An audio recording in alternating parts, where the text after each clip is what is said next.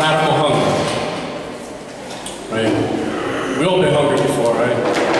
Hungry for whatever it may be at the moment. Some more than others, I mean, like me. Be hungry all the time. And so, the first thing I want to do is understand what hunger is. Right? Give you like a definition of what hunger is, right? There's a few definitions for hunger, right? First one is a compelling need or desire for food. And the second one is a painful sensation or state of weakness caused by the need of food. Right? That's like hunger pains. I don't know if y'all felt that before. I felt that before. They ain't fun. The third one is a strong or compelling desire or craving. And the fourth one is in the verb context, which is to have a strong desire. Right? Now, all those definitions are great of hunger. Right? So we're going to be talking about 3 different ways of the way we're hungry, which is physically, emotionally, and spiritually. Right? So hunger is not only physical, right? It could be spiritual and emotional also, because there's always something there that's missing, and we try to replace it with something else, right? So in order for us to be hungry, there needs to be something that's lacking, something that we need, right? And that instead of trying to actually feed that void that's in our heart or in our soul or in our spirit, we try to replace that with different things, whether it be food, depression, or psychological, or it might be something different. So whatever God wants us, right? The thing is that with hunger, it's so like in the flesh. Right? Because we can act different when we're hungry, right? Sometimes we get grouchy and stuff. Like me, I get grouchy. I turn into a different person when I'm hungry. I can only take this much of hunger. Once it passes this much, I'm just like, nah, I ain't having that. I need food right now. Don't speak to me, please. I don't know. Unless you have food, do not speak to me. Thank you. All right? So being hungry, right, is not always bad. Because like the song said, right? If your presence stays, I don't want to go, right? So if we're always hungry for God's presence and for His word and for everything that God has to offer, then that's not being hungry for the wrong reason. See, because the thing is that we're hungry, we might be hungry for the wrong things. And we're searching for this, that, and the third, when really the hunger should be God, right? Right? So you know who's always mad hungry in the Bible for me? Jacob. Brother man was hungry before birth. Brother man was hungry while he was born. Brother man to the end. What's the song say, right, in Spanish? Right?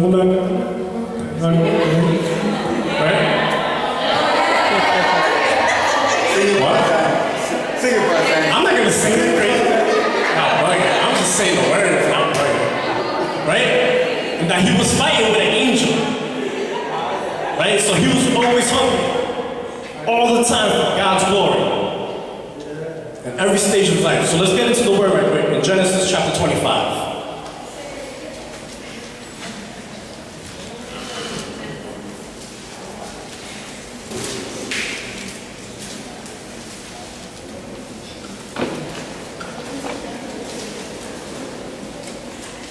Genesis 25:21.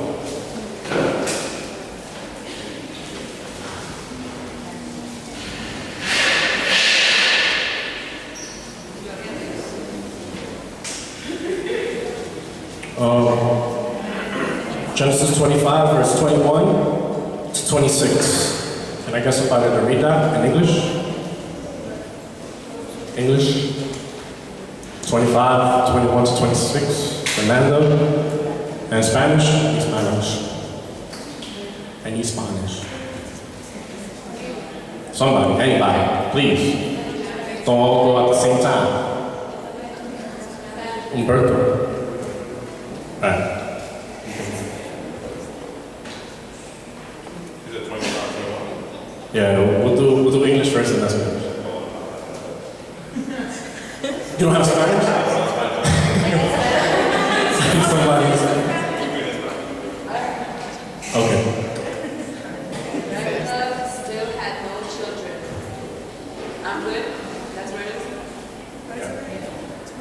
Rebekah still had no children, so Isaac asked the Lord to let her have a child, and the Lord answered his prayer. Before Rebekah gave birth, she knew she was going to have twins because she could feel them inside her fighting each other. She thought, why is this happening to me? Finally, she asked the Lord why her twins were fighting, and he told her, your two sons will become two separate nations. The younger of the two will be stronger, and the older son will be his servant. When Rebekah gave birth, the first baby was covered with red hair, so he was named Esau. The second baby grabbed onto his brother's heel, so they named him Jacob. Isaac was 60 years older when they were born.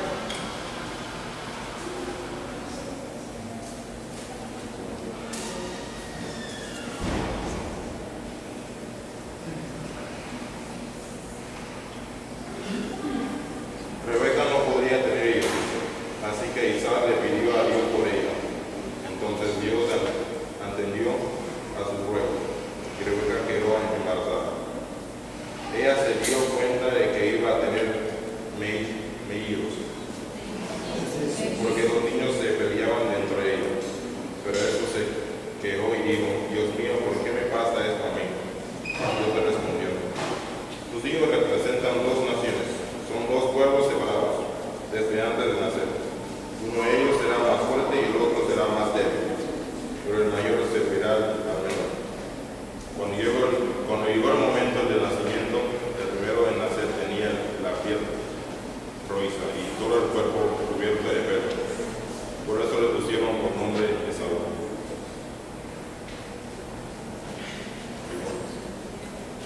Después de Esaú nació su hermano, que llamaron Jacob, porque nació agarrado del talón de Esaú. Isaac tenía 60 años cuando los niños nacieron. Amen. So there we see, right, how Jacob, before birth, was fighting already. He was fighting, throwing. Can you imagine in the womb? He was just like throwing punches, like, come on, right? And babies in the womb, right? So this was happening, right? That even before birth, right, we have to push, we have to fight our way into God's glory, right? Into God's purpose, into God's plan, right? And fight as hard as we can. But we kind of lose that fight in us, right? And that hunger.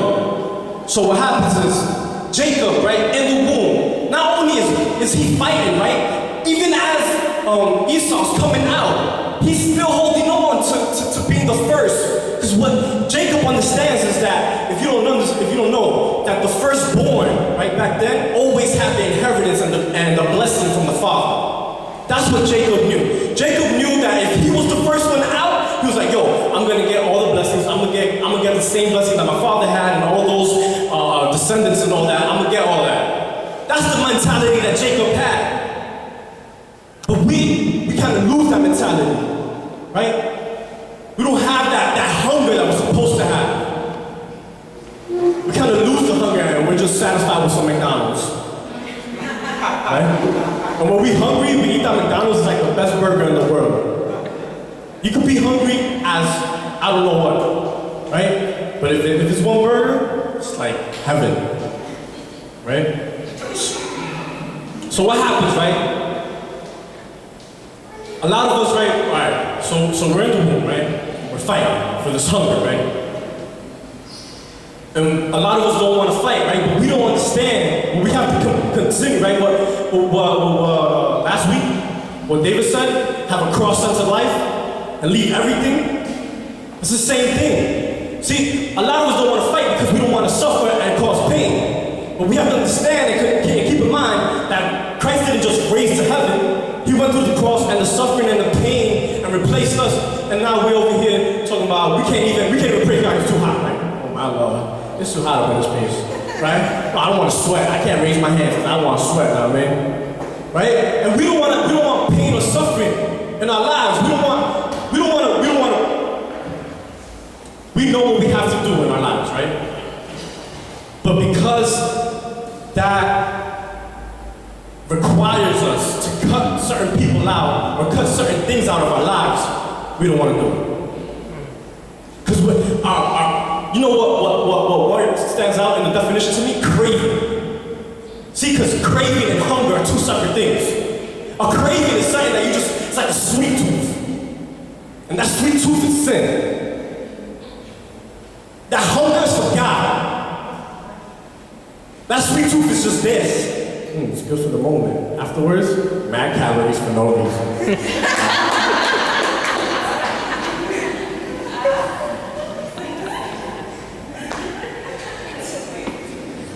That's what we don't understand. That at the moment, it's pleasing the flesh. Oh, I crave it. I need that. Every time you have dinner, I need a dessert, a cookie, chocolate, need something. Keep saying, cookie. I know somebody like that. I say it. All right. So we established, right, that Jacob and Esau, right, they're fighting. They don't like each other. Let's go a little bit further, right? Verse 29. Right? So I need somebody to read from 29 to 34.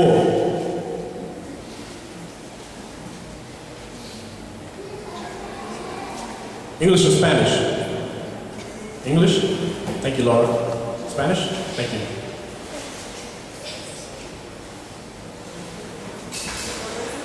Uh, 29 to 34.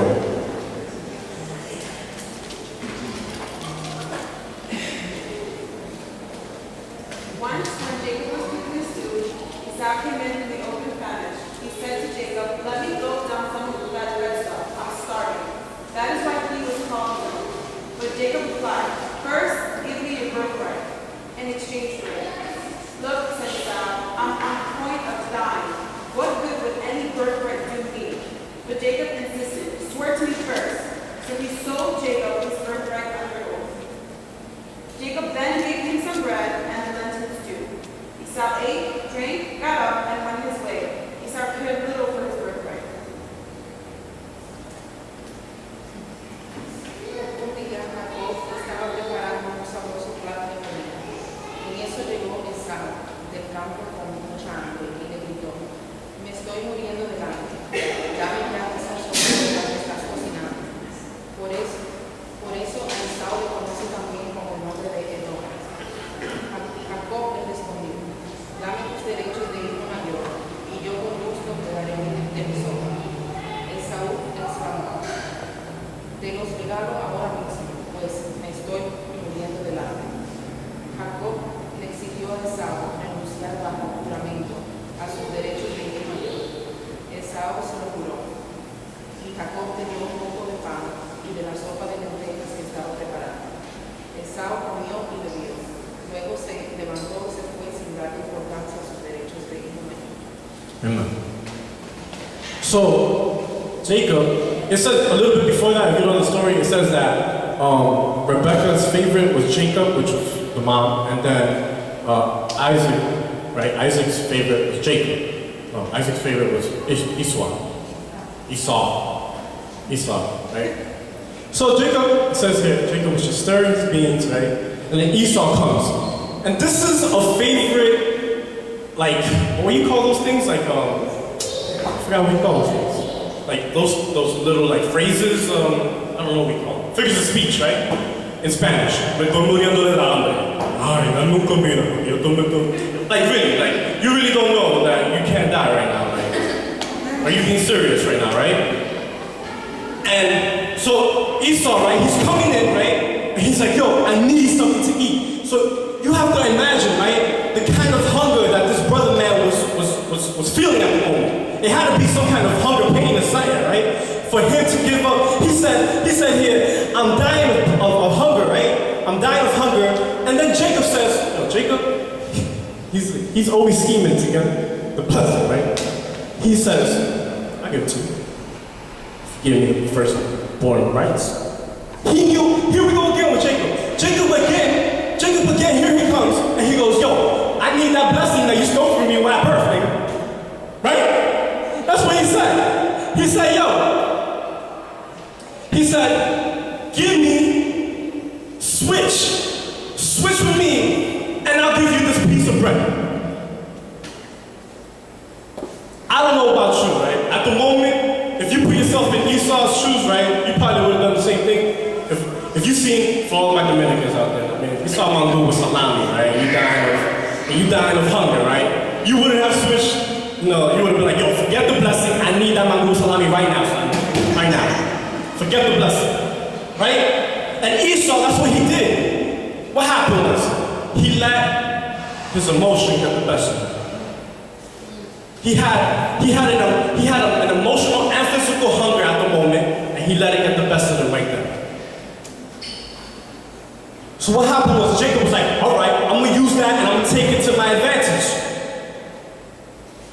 And Esau gave it, it says here at the end, if you read it, he says, and that was all. Like, that's it, right? The last verse, it says, I don't know, anybody have different translation? Mine says, and that was all. Like, it didn't mean nothing to Esau. It says, and that was all that Esau cared about his rights. Anybody have a different translation? He said he cared a little for his birthright. And he cared a little for his birthrights. Anybody else? He despises his birthright? Oh, yes. He despises his birthright. That's crazy. No. He despises his blessing that God has gave him. He cared little about the blessing of God that he was about to get. All for a little bit of food. All for a little bit of clogged arteries.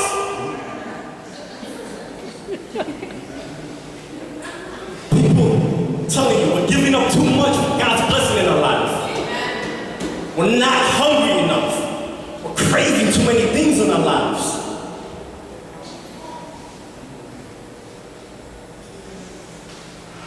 Now, this is I don't expect you guys to answer this question or anything, but I'm just going to ask you guys, and so that you can meditate on it. What are you replacing God's blessing with and craving for in your life? See, because there's a difference between, like I said, there's a difference between craving and hunger, right? That hunger needs to be there. All right. See, the crazy thing about hunger, right, is that, yeah, it's physical, but it's also mental. I looked it up. I did some research on this. I know what I'm talking about. It's not only physical, but it's also mental, which means that Esau wasn't focused on his spiritual need. He was focused on his mind and what his mind needed at the moment. So then he knew, you know what's crazy when it comes to the mind, right? Is that when he was hungry, right? And I was looking this up, that even our minds have so much an effect to the way that we're hungry that once we see that it's noon or like 1 o'clock, we get more hungry because we know it's a routine already to eat around that time. It's crazy. We have a clock already, an external clock in our minds that say, all right, I'm hungry, but once it gets to 12, I'm this hungry. So what happens is, later on, right, we're gonna get to the 5 senses, right? The 5 senses of how it just, like a touch or a smell can just trigger something in us, and we can go from hunger to satisfying ourselves with craving. See, because I know I used to be one, I'd be like, yo, I'm on a budget, and I used to work in the city, right? So, I don't know if y'all know, but in the city, things get a little expensive over there. So the best thing is to do, when you're on a budget, is to go like, Mickey D's or Burger King, it's a dollar menu, right? But what happens is that instead of waiting, right, to find out an alternative, I would just be like, I need an immediate something to, like a craving. So I would do it instead of having, something like a salad or something, or bringing my whole lunch or something, I go to the next best option, right? All right. So hunger, right? Who here has had hunger pains before? Hunger pains? Hunger pains? Like you walking home and it's just like every step just it's like it takes you to your knees. It's just like the only pain that I felt that was stronger than that was a tooth pain. You know, tooth pains are no joke. Like I was like popping pills. I was like an addict to Advil. Y'all would have sworn I was on drugs. Like that's how much tooth pain hurts, right? So the hunger, right, of Esau, right? All right. So now we all know Isaac, right, and how blessed he was and all that, right? So he comes from a blessed family. But at the moment when Esau was hungry, it changed his attitude. It changed the way he thought. It changed the way he acted. It changed the way he saw things. It changed everything. He just kind of blocked out everything, and all he saw was that soup. He didn't see, oh, Jacob taking my rights, oh, Jacob, or God's glory, or God's blessings, or from the future, or this or that. We run to the craving without thinking about the consequences later. Because the consequences later are much greater than the craving that started right there. Those consequences, yo, I'm telling you, man, I'm telling you it's not worth testimony. Testimony. Cravings are not.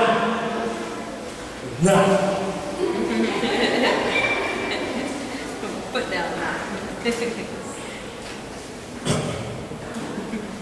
And then, right, the story goes on, right? I can just imagine, right? There's a lot of people, including myself, sometimes where we be like, nah, I don't regret anything in my life. I just learned from the experience. It makes me stronger.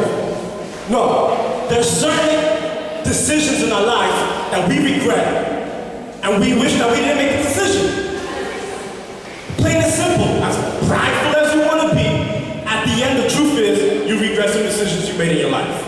And so have I. I'm pretty sure that Esau, once he made that decision and he was full and he went to go chill in his little room, he was like, oh damn, what did I do? I just gave up my birthrights for a soup that I could have made and would have just taken like 10 more minutes. We as humans have to accept, right? We have to accept that we've made bad decisions. Yes, we'll learn from it and become stronger, but we also have to learn that through that experience, later on, know how to slow it down. Because that's what happens, right? Sorry. That's what happens with us, right? Is that we've become a generation of immediate needs. And then with that immediate need, we need an immediate response. Right? I've seen some friends of mine like get tight because they can't get, I don't know, on Facebook on their phone. They be getting tight, like, oh my goodness, I can't get on this right now. What is up? I'm about to report this to Facebook. Like, yo, it's not that serious. Relax. We need to slow down on those immediate needs. Because immediate needs and immediate responses equal destruction. They don't equal God's glory. Not unless God's telling you to do it right then and there. Unless you hear a tap on your shoulder, son, I need you to act right now. It is God. Don't do it. Unless you hear that voice, I'm not saying that's how God sounds or anything like that. But unless you hear that, right? Be patient. Understand the situation. Understand that yes, you might want this, and this might not be bad. It might be good, but God might want this. Something better. If you just would have hold on a little bit longer. If Esau would have just made his own soup, would have just waited and not just, oh, let me get that right then and there. He would have just stepped back and not be based upon his emotions and based upon his mind, his state of mind. Sometimes we get, our lives are run through our minds. Let me plan out my life. All right, so I'm gonna go to college. After college, I'm gonna get a good job. While I'm at the job, I'm gonna do the master's. All right, after I'm done my master's, I'll probably get, serious with somebody and get married, have some kids. My dude, where's God? Slow down. Where's taking time for God?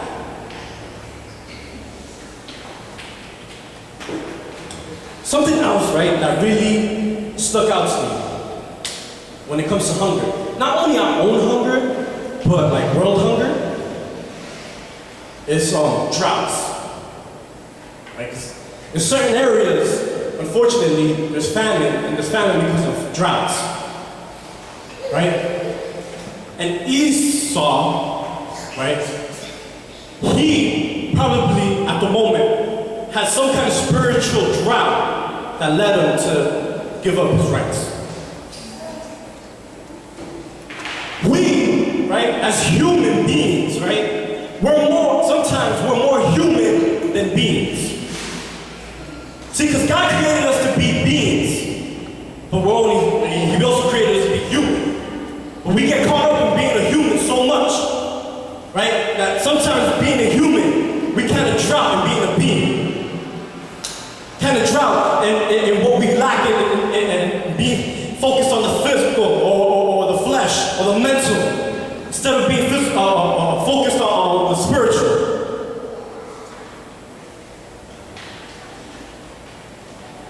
Because there's, like, hunger, right? Like I said, there's a lack, right? There's a void there. See, because you can't be hungry and eat again. That's obesity, right? You can't eat and then eat some more. Yeah, you can. Yeah, you can. Yeah, and then throw up like 10 minutes later, right? Go ahead, try it. I dare you. This is my challenge here. Go ahead and eat a full meal. Then try to eat another full meal. Get back to me and see what happens. I bet you $10 that your stomach won't be happy with you. Right? So, you can't be hungry, right? And then eat on top of being hungry, right? Like, satisfy that hunger need and then be hungry some more. Right? So that when you're hungry, there's a need and there's a void, there's a craving inside of there that you need to fill. Just don't fill it with something that's not spiritual. I'm not talking about physical hunger. I'm talking about the people who are going through depression, the people who are going through a certain situation, a battle, a struggle in your life. This is more than just physical. This is a spiritual battle, an emotional battle, a mental battle. It's all the above. It's not just physical. Hunger is just not physical. Look above and beyond the eyes. Turn your eyes to God and see what happens. Guarantee you that if you have that void or that gap in there, and you turn it to God, you'll see God's glory. Guarantee it. Same thing that Jacob did. Right? All right. So there's Esau, right? And Jacob are still fighting, even till later on in their lives. Let's go to Genesis 27.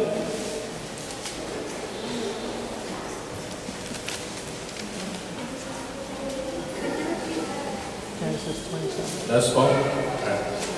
English? Somebody? English? Anybody? Somebody. 1 to 4. I need 1 to 4 and then 8 to 10. Chris got English? He's Spanish. Español, somebody. Por favor. Amen? All right, I need 1 to 4 and then 8 to 10. Let's do English first and then Spanish. 1 to 4 and then 8 to 10. Yeah. When Isaac was so old that his eyesight had failed him, he called his older son Esau and said to him, "Son." "Yes, father," he replied. Isaac then said, "As you can see, I am so old that I may now die at any time. Take your gear, therefore your and bow and go out into the country to hunt some game for me. With your catch, prepare an appetizer dish for me, such as I like, and bring it to me too, so that I may give you my special blessing before I die.